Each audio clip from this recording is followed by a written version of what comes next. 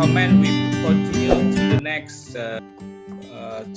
next speaker, which is Mr. Afrianto, PhD.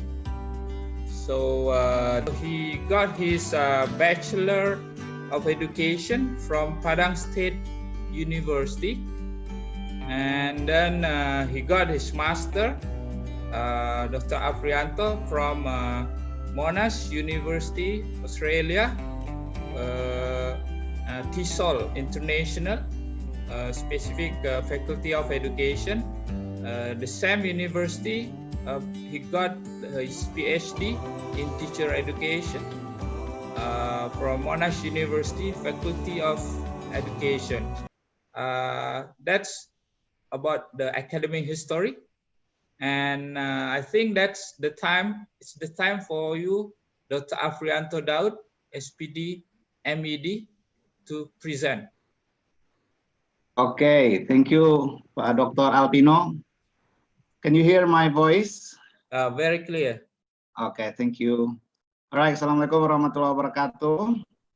Good afternoon, Bapak, Ibu, all my colleagues, Professor Leslie Harbon, and also Professor Joko, if you are still here. Okay, I'm very happy to see all of you here today, this afternoon.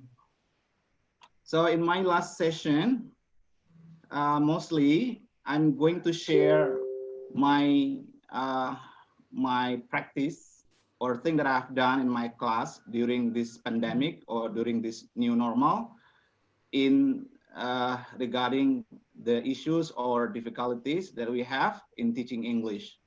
So basically, I'm not going to talk much about theories, but I'm going to share some practical ideas as well as some teaching resources that I've used that would probably useful for you as well as English teachers.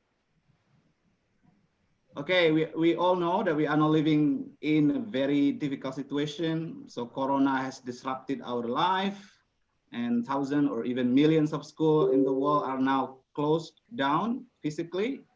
But remember, although the schools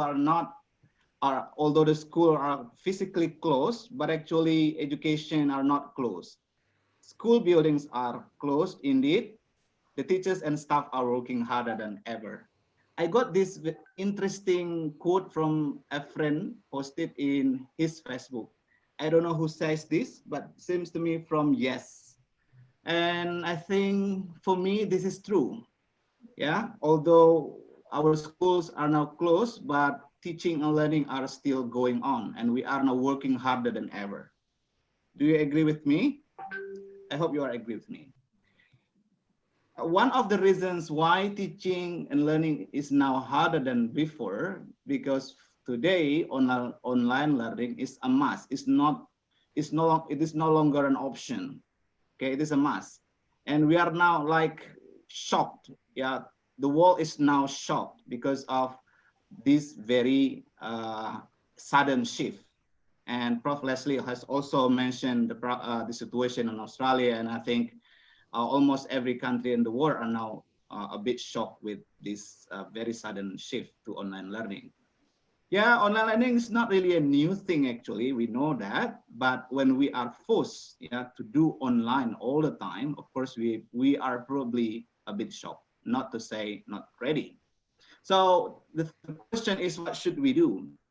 My short answer for this question is moving forward. Okay, let's keep moving forward, keep learning, do the best thing that we can do to help our students learn. And I think there are some suggestions, general suggestions for all of us. The first one is, let's be aware of the changes around us. I got a good quote from Chamberlain, although his original quote is actually about the internet things. He mentioned education is evolving due to the impact of the internet, but I add a new term there, that education is now evolving due to the impact of pandemic. So the point is, we cannot teach our students in the same manner in which we were taught. Change is necessary to engage students.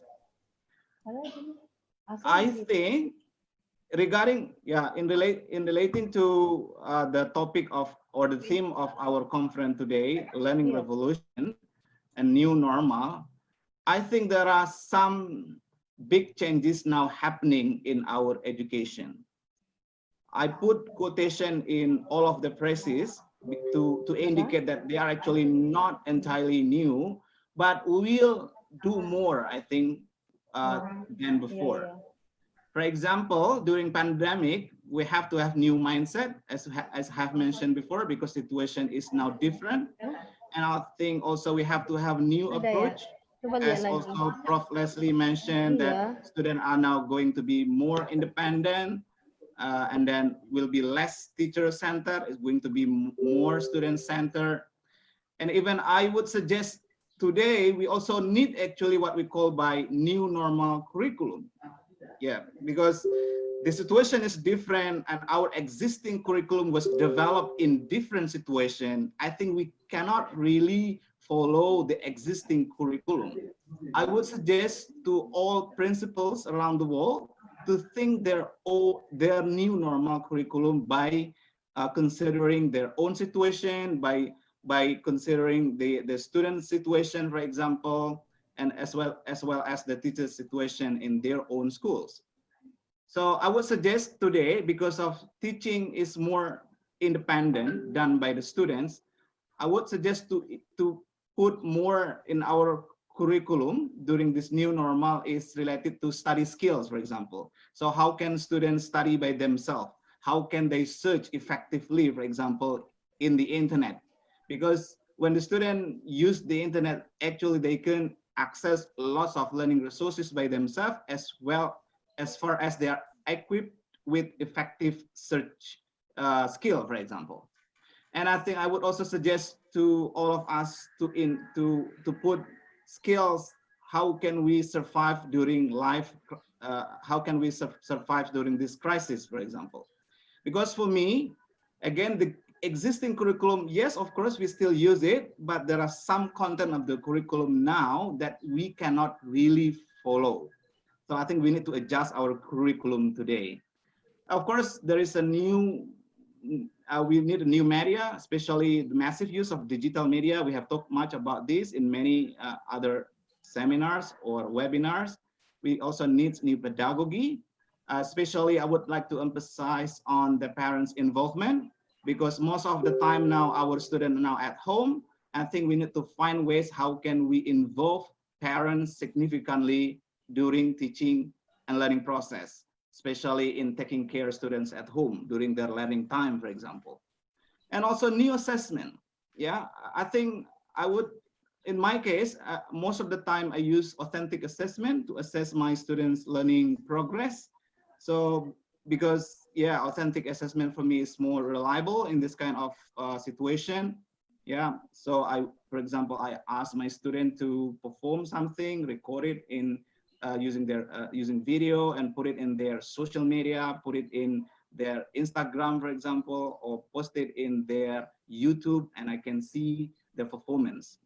For example, in my speaking class, so I asked them to record the performance and put it in the social media, so I can see their performance, yeah, during the technology.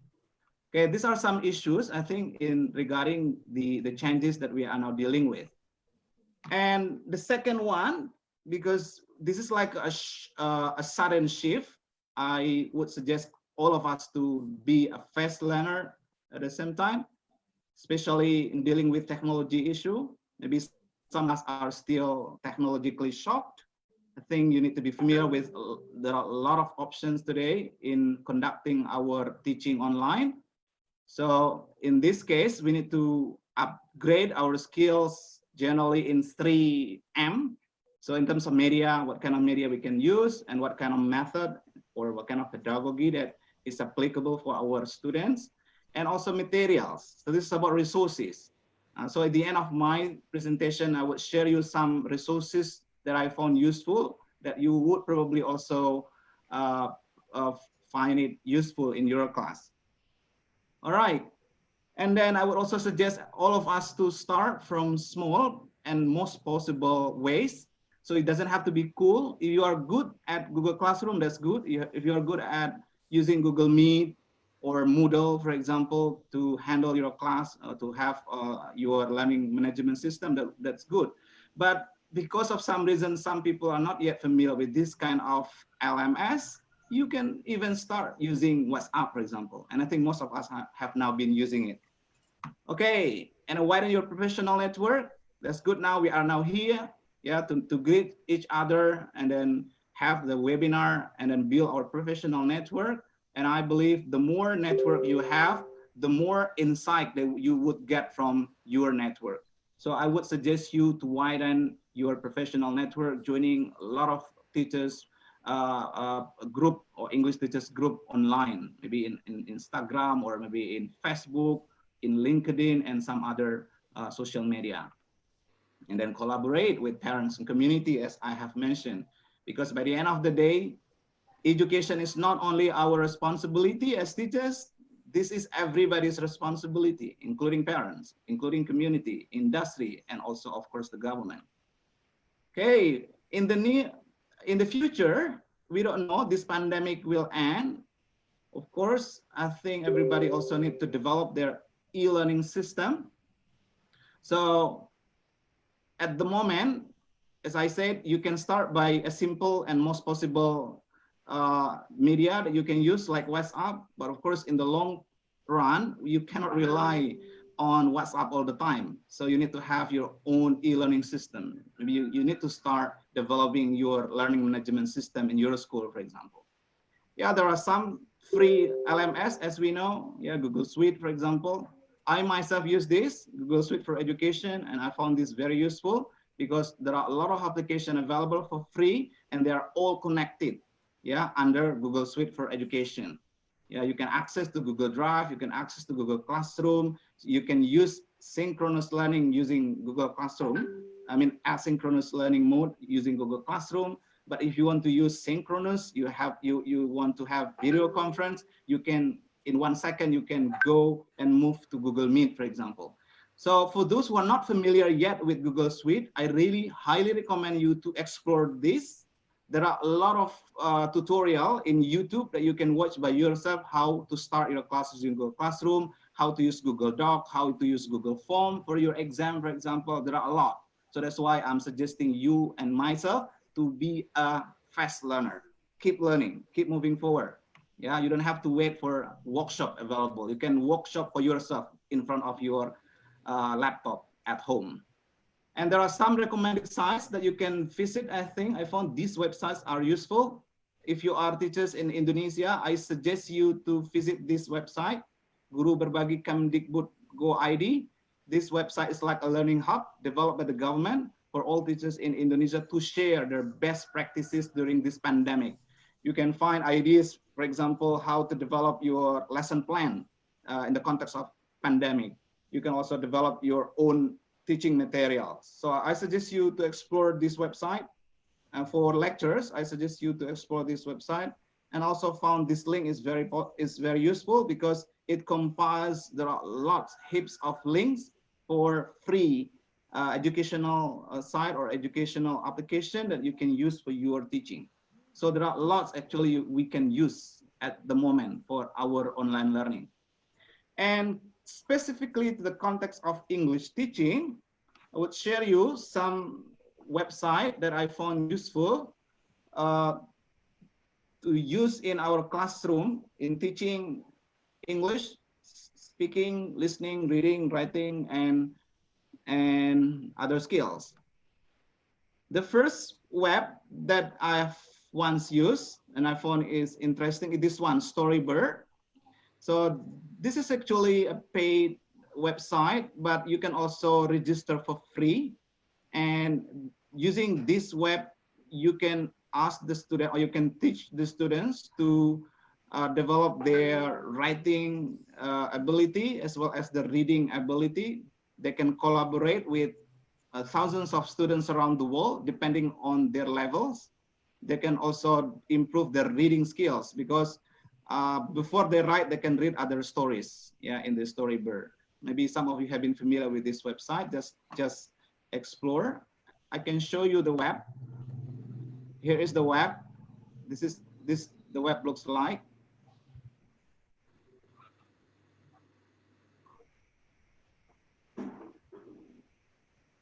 Okay. So in the web, basically it's for reading and writing. So students can collaborate writing with other students all over the world. They can read students' writing, and at the same time they can also write their own writing. And other students can comment, yeah, under their posts, for example. So they can write, okay, by using picture book, for example, here. Yeah. Yeah, explore. There are lots of beautiful images here that your student can use, yeah, to develop their story or their writing. Okay, that's one example. Another web that I found interesting, this one, News in Levels. If you are teaching high school students in Indonesia, for example, we have one of the genre that we need to teach is news item. And I think this is a good web you can use for teaching students about news item. Why? Because the focus is about news, but it is integrated with other skills at the same time, with listening and reading. For example, I'll show you. Okay, this is the web looks like. It's called News in Level. Okay, so this is like level 1 for basic, level 2 like for intermediate, level 3 for advanced class. So you can choose any topic. There are a lot of topics available. So for example, you can ask your student to start reading the passage here. So this is reading activity. And then there is a video available underneath. So the student can simply click the audio or the video here, and they can listen to the text that they are reading. So here they are learning, let's say, the pronunciation, the accents from the native speaker. Okay, so 7.4 magnitude earthquake. Can you hear that? Mexico on Yes. Tuesday. Okay, that's good. Clear. Yeah, I only show you a bit. And you can also explore the grammar. There is a grammar section here. Even you can ask the student to explore more for speaking activity. There is a link for Skype here. So there are thousands of students registered from all over the world with their Skype ID. So if the student wants to have a conversation with some other students, they can link their Skype ID here in this website. So they can also build new community, or they can have new friends. I think would be interesting for your student to explore.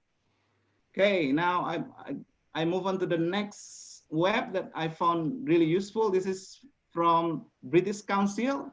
This is very, very well developed web, I think. So it provides you with rich material for listening, even for movies. And there are also material for reading and writing. Yeah, I will share this PowerPoint to you, everyone, later at the end of my presentation in our group, so you can explore more.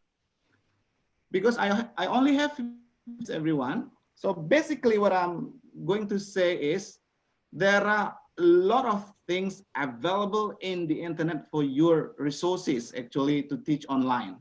So you don't need to worry, we are living in a difficult situation, yes, but when you go online, there are a lot of things you can also explore online, especially in terms of learning resources. But of course, you need to be careful in selecting the resources available, because not every resources might be suitable for your student. You decide, you have to select, and you have to analyze by yourself. Okay, in my class, I also integrate my class with social media. So, for example, this is one example of a project done by my student in learning caption. One of the topics in teaching high school student is writing caption. So, in practice, why don't you try to integrate the activity to their social media, for example? So in my class, I provided them with some pictures, my own pictures actually. I brought it to the classroom, And then I ask them to write good caption of the pictures, and I ask them to post the pictures in their social media. And in this case is Instagram. You know, Instagram is suitable for pictures and only needs short caption. And in the end, Instagram, they need to tag me, for example. So they are happy. You know, most of our students are a millennial generation. They are very close to social media. So they are happy using social media. But in our class, we use it for purposes, for learning purpose. Okay. I also use YouTube, yeah, for example, to integrate my activity. So if you search my name in YouTube, you will find there are some examples of my students' project in YouTube. Yeah, even a short movie. I asked them to have a short movie project. So practicing in the real context, and then use the media available, and they are happy. Okay. All right, everyone. That's all some ideas that I can share with you. Yeah, actually there are some more ideas here, but I'm afraid I'm running off the time. If you have some questions, we can go later further in the discussion. Thank you for listening. I give it back to moderator. Assalamualaikum warahmatullahi wabarakatuh.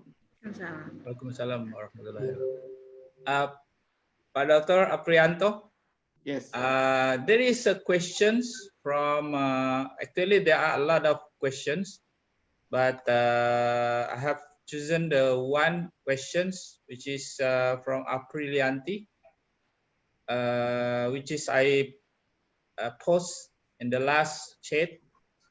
The question is, yes, I agree about the term of mental revolution, but the problem is how to give the tutorial for the basic class students, elementary school, about the technology, such as how to apply the Zoom. In fact, the teacher just play the video and share the video, and next students ask the questions from the video. The students not listen to the explanation from their own teacher. So that's okay. Okay, everybody.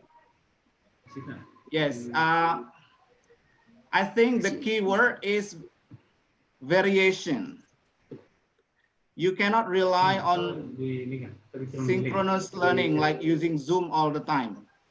You need to integrate the technology with other platform. For example, in my class, most of the time I use Google Classroom as the main platform that we agree to use. So the class start from the Google Classroom. And later, if I need to explain something directly that the student need to listen to my voice, I then switch to Google Meet. I hope you are familiar with Google Meet. Google Meet, as I said, is one of the application released by Google. It's like Zoom, but the good thing of Google Meet is it is unlimited.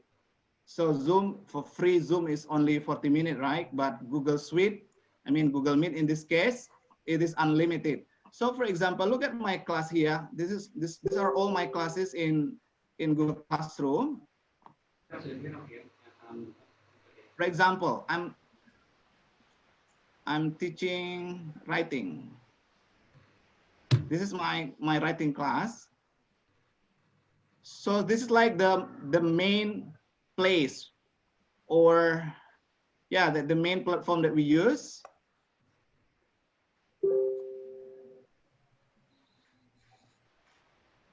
Okay, look, this is my start, right? This is my start. So we start here. So I'm greeting my students. So I didn't start with Zoom immediately. And then I also provide them some link that they can learn by themselves. Remember, in online learning, we encourage students to study independently. So you don't have to be, as Professor Leslie, you don't have to be, what is it, the main source of learning. You have to make use of students as the learning source. And also there are a lot of sources online that you can use. So instead of asking your student to listen to you, why don't you just provide them some material and ask them to learn by themselves first, as I have done here. So today we are going to discuss how to avoid plagiarism in your writing. Please first read the following link. So I provide the link and they try to learn and understand by themselves. And after that, and I ask, how is it going? Have you finished reading? Do you understand? And then now we starting discussion. Yeah, if there is a question, look, there is a question here. So I try to answer the question here. And then, but sometimes I switch to Google Meet. So if I want to switch to Google Meet, I can just click here, the class. You know, the problem when you rely on Zoom and other synchronous learning mode, there are always students who cannot join your class real time because of network, yeah, because of the internet connection. Yeah, this is the link of Google Meet, everyone. So I can just simply mention, okay, everybody, after 5 minutes, please everyone join to Google Meet. So please, I'm waiting for you in Google Meet. So everybody can simply click this. And of course, I am as the teacher also clicking that link. Now we are meeting here in our video conference in Google Meet. They are all integrated, yeah? So I'm showing this to you in case you're not familiar with Google Meet or Google Suite for Education. I highly recommend you to explore this. These are all free.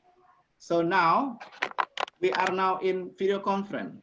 My camera is now starting. So everybody now later can join my class here and they know the link, for example. Okay, so back to the questions. It takes time, of course, to be familiar first with the technology.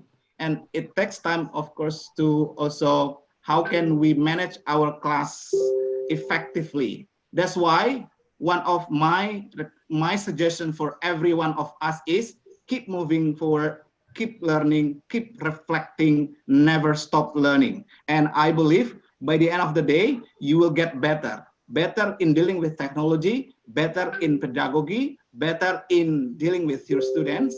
And I hope later your teaching is also better in terms of quality. Okay, that's my answer, Pak. Now okay. Back to moderator. Okay, thank you, Mr. Afrianto. Actually, there are a lot of questions addressed to you and as well as addressed to Mr. Abdul Hadi. But I think that I have chosen one, which is quite similar with other questions, which is I placed in the last chat from Aziza Batubara.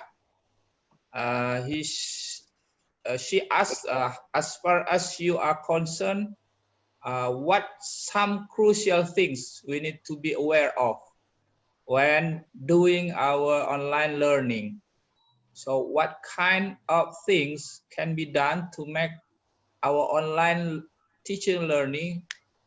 Are there any is there any dangers we need to be aware of when we are doing online learning continuingly? Okay. I think our first priority during this pandemic is safety. That's the first priority, health and safety. So safety for you as teachers, safety for your students. That must be number one. And that's the reason now we are now going online, right? So please never push your students only, let's say, to listen to your online lecture, while in fact, they don't have reliable internet connection, for example. Because I've heard a bad news. I have to validate the news, but I've heard that in a place somewhere in Indonesia, there was a student, falling down from the tree. Why?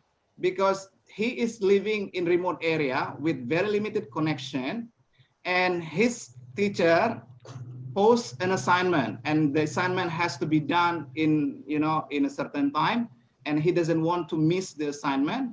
So he forced himself to find a network. And the only option that he can do is climbing the tree. And unfortunately, he fell down. And we don't want it to happen again. Okay, so safety is number one. And the next one is, I think it is also about being emphatic to our students. We cannot standardize our students at the moment with the same standard, with the same, let's say, with the same expectation. In my case, if I go online, let's say if I do a synchronous learning using video conference, for example, I will understand some student might miss my class because of the network. It doesn't matter for me. What would I appreciate more is when they try to connect and they cannot connect, and then they communicate it with me. Yeah, some student text me and say, "Excuse me, sir, I've tried to connect with your class, but I couldn't because of the network." And I say, "No problem at all. I understand the situation." So you cannot get easily, let's say, angry to your student just because of they don't submit their assignment on time. You need to be really personalized in this case. You need to ask them what's happening. Okay, what's happening. In my class, I was really sorry with my student. Yeah, I'm telling you this the true story. In my last semester, one of my students got failed in my class because there was no information at all. And I look at her portfolio in my Google Classroom. So she never posted, she never submitted the assignment, and she didn't attend the final exam. So no information at all. But by the end of the semester, I have to submit the final score of every student.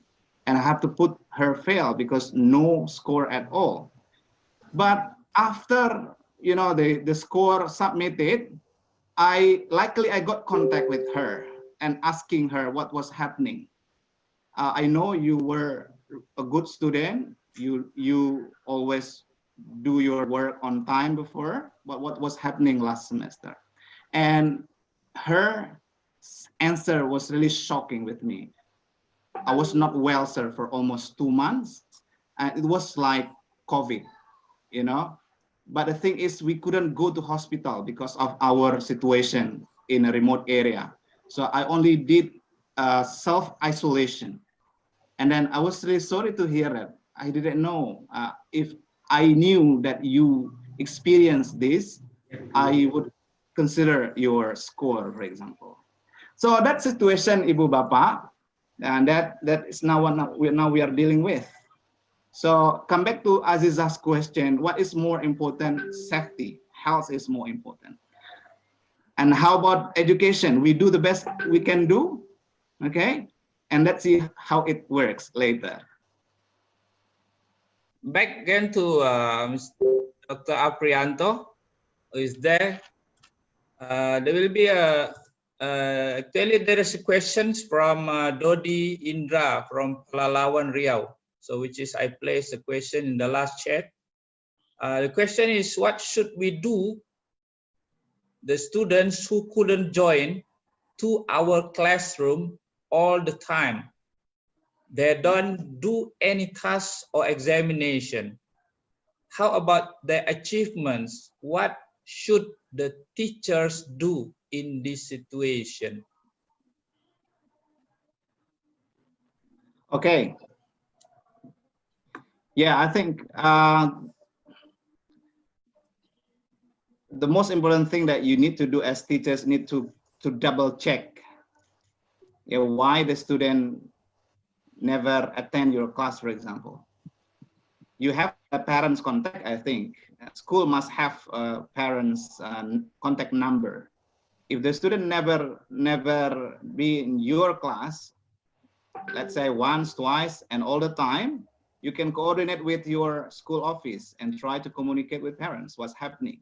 Maybe your student is in need something, like maybe they are in trouble. We don't know. So don't come don't jump to conclusion that your students are lazy, for example, because everybody might have their own problem during this difficult situation. So try to communicate as intensive as possible with student or with parents. I think parent is the most important thing in this case. Okay, that I think my general suggestion for you. And after coordinating with parent, I hope you will find the answer why the student never be in your class. Maybe they don't have gadget. Can be, we don't know. You know, especially when we are teaching in Indonesia.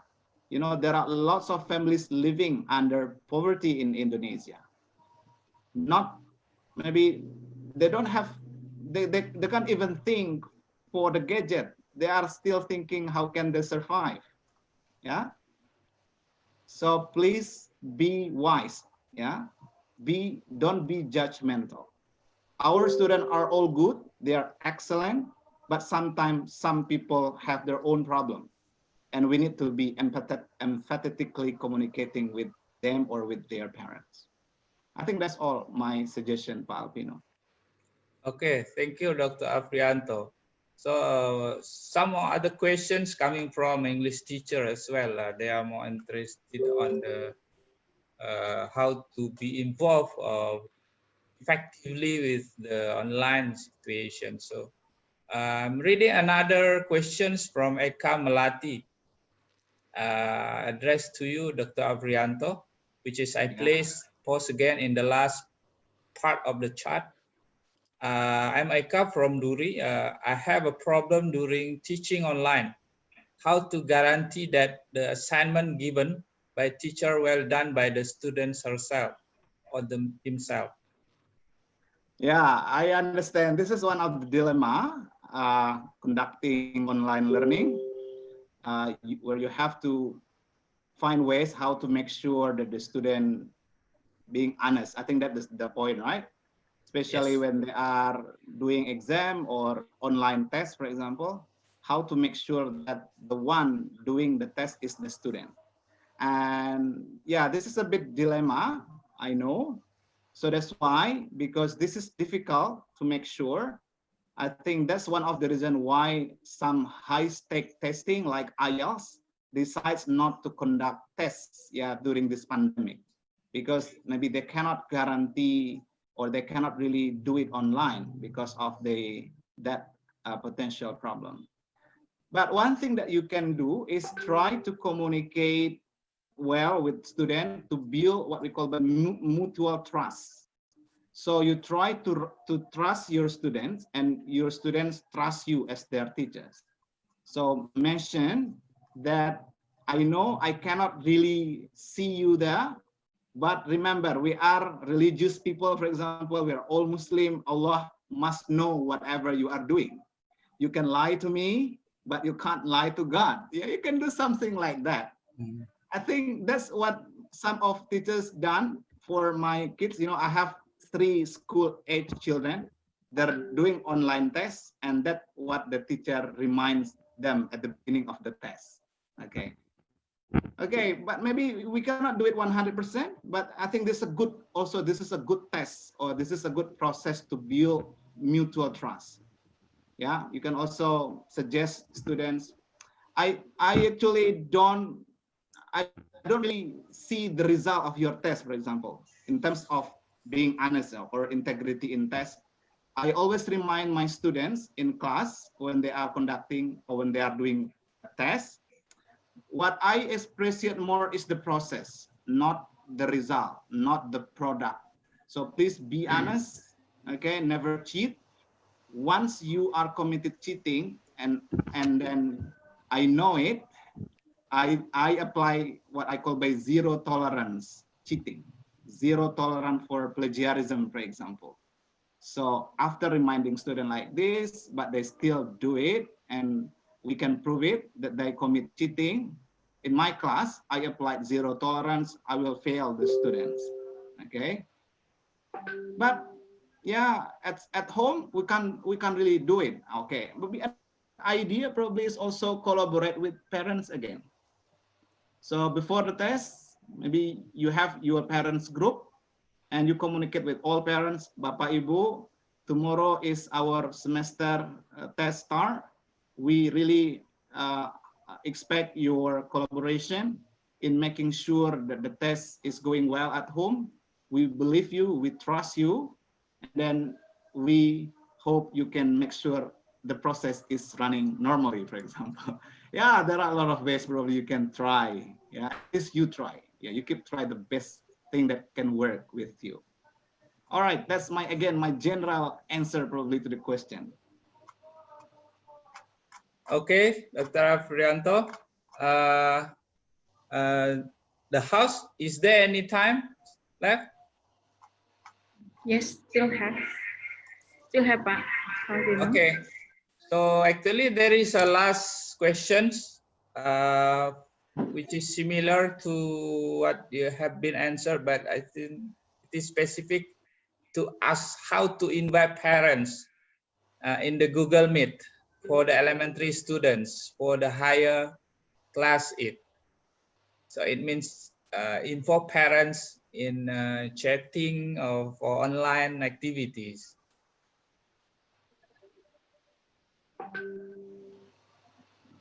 Sorry, Pak, what is the question again, Pak? Yeah, I place it in the last chat. How to invite parents? Yeah, from Aprilianti. Aprilianti. How to invite parents in the Google Meet for the elementary students. Okay. Are you asking technical question how to invite in Google Meet, or your idea what about inviting parents in Google Meet while I learning? think could be both. Okay. Yeah, to invite parents in Google Meet, you just share the link to parents and they can join with you Google Meet. But it would be a good idea. Maybe I think the question probably more about how about if we involve parents during the learning time? Maybe that would be the question, I think. Yeah, I think that's a good idea, especially for younger students. When you are teaching younger students like kindergarten students, it's not easy, yeah, to deal with these young students during online mode like this.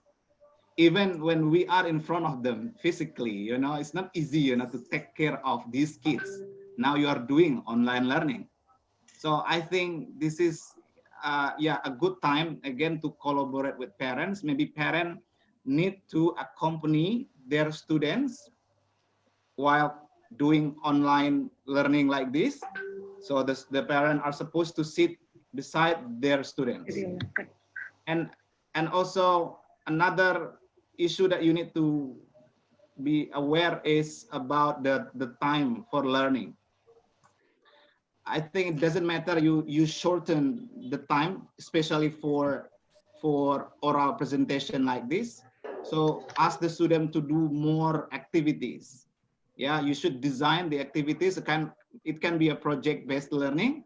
Design a clear activity, and then in one of the activities, you can involve parents. So students do the project-based learning by supervision of their parents. So basically I'm saying it's a very good idea to involve parents during this learning process. I mean, in learning process during this pandemic, as I mentioned in my presentation, especially in dealing with younger students. That's it, Pak. Okay, so there is another question. It's more on the technical involved on the Google form, which is questions from Sylvia Utami. I'd like to address my questions to Pak Aprilianto. Really inspiring, and thanks for sharing. Could you tell us how to add Google Meet link in our Google Classroom? I have used it for 2 years. I just knew we can add Google Meet link there. Thank you for explanation. Okay, thank you for the question. Ibu, what is the name of this? Sylvia Utami. Okay, Bu Sylvie. Bu Sylvie, can you clarify what kind of Google Classroom, I mean, what kind of account do you have? Is it a Google Suite or just Gmail? Because there are two kinds of Google Classroom that you can use. So if you are only using personal Gmail, unfortunately, this feature is not available. It's not available for personal Gmail. In my case, I use Google Suite or I use my UNRI HID email address. So if I use this, there is a link. So I will show you if you have your business account, I mean your G Suite account, I'll show you how to do it. Now let me share again the screen.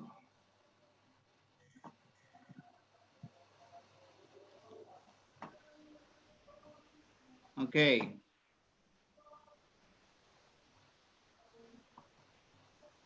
So look at my email address, everyone. So this is my email address, afrianto.a@lecture_unri.id. This is an email address that I have in my university. So only using this email address, I can add the Google link, I mean the Google Meet link. So if you have that email address, so the Meet link is so easy. In this case, I have done that, but I'll show you a class that I haven't done. Please wait. Okay, I will click my all class. So I think I haven't linked that. Okay, here we go. See, this is my class last year or 2 years ago, 2018. And look, here, there is a section Meet link, generate Meet link. So you just click the link, generate Meet link, and then just say got it. And then again, generate Meet link, and then click this. Click generate Meet link. And then you have two options here. Do you want it visible to student or not? If you don't want, you click this. So the link is only visible for you as the teacher. But if you want it visible, you click this and then save. And then in a second, the link is now generated. Here we go. This is the link. So what does it mean by visible to students? Everybody knows that this is the link. By login to their classroom, they know it already. So you simply say to the student, guys, after 10 minutes, please join to Google Meet. So everybody click this link. And then tomorrow, you want to say it again, or you want to meet the student in Google Meet again, you can just simply say, okay, after 5 minutes, let's meet in Google Meet. So everyone go to this link again. So this is the good thing by generating link in your class. You don't have to create again the link all the time, because if you do it separately from Google Meet, you have to do it all the time. Every time you want to have a video conference, you have to create a new link, but not by this way. I hope it is clear. Thank you. Okay, Dr. Afrianto, again, actually there is a questions which is from Rindu in the last part. One more. Okay, one more. One more, the last questions related to the Google Suite and previous questions. Should we ask our school to have Google Suite for teachers or any other way to have Google Suite account? Okay. I don't know that detail, how to have Google Suite, but I believe it should be based on institution. So your institution or your school should register on behalf of your school. So I think you can just search how. Let me try to search it for you. How to have G Suite account.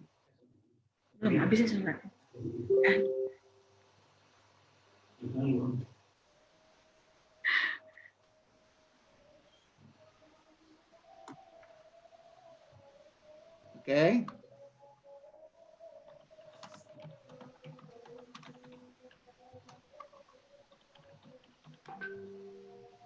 This one. And And I believe there is an answer here in this link. So in my university did it for us. So we just use it. So I didn't register by myself.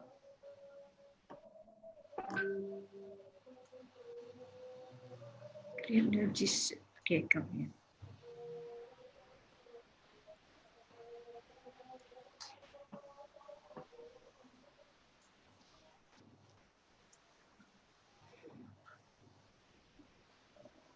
Okay, this is one. You try to read this link later. I will post it in our chat and try to learn by yourself. So we are practicing learner center now. I don't have to answer all the questions first. You can also try to answer the question by yourself by playing with the search engine. That's part of digital literacy, right? Okay. Yeah, so there are a lot of questions that you can simply ask Professor Google, everyone. Okay, this is the link.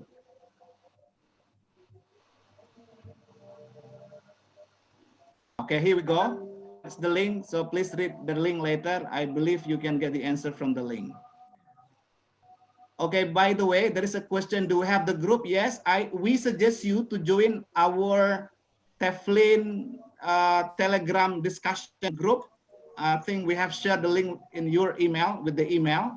So we will also post the PowerPoints later in that group. So if you don't join the group yet, we are encouraging you to join the group.